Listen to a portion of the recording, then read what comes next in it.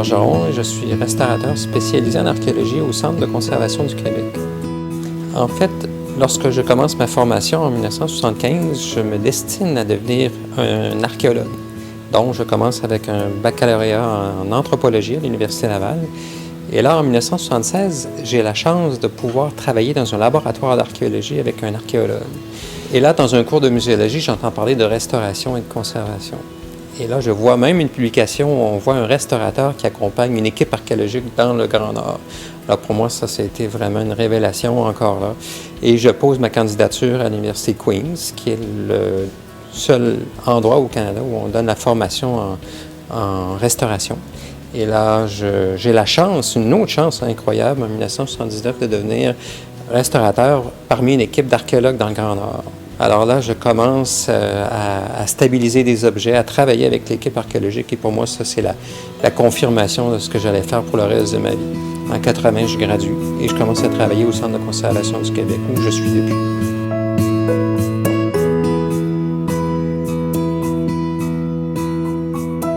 Ce qui est le plus important à mes yeux, c'est d'avoir une pratique qui est utile à celle de l'archéologie.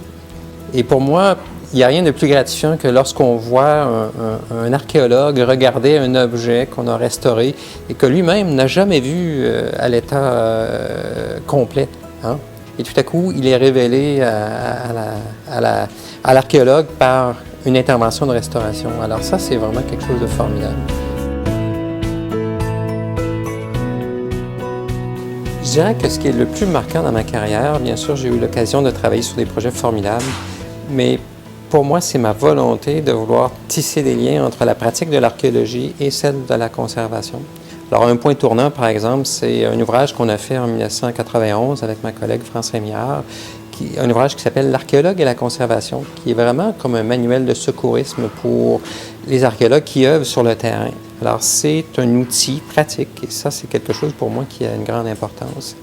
Le plus récent des résultats, bien, c'est un ouvrage qui est apparu tout récemment dans l'Encyclopédie mondiale de l'archéologie. Alors ça, c'est un peu comme une belle façon de franchir le fil d'arrivée. Mon conseil, ce serait de toujours garder l'esprit ouvert. L'esprit ouvert aux collaborations, bien sûr, et aux collaborations avec un restaurateur.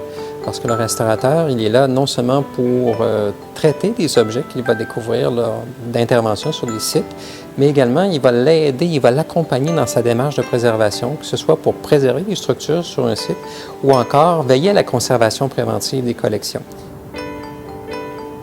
Alors, la meilleure restauration, c'est toujours celle qu'on n'a pas besoin de faire.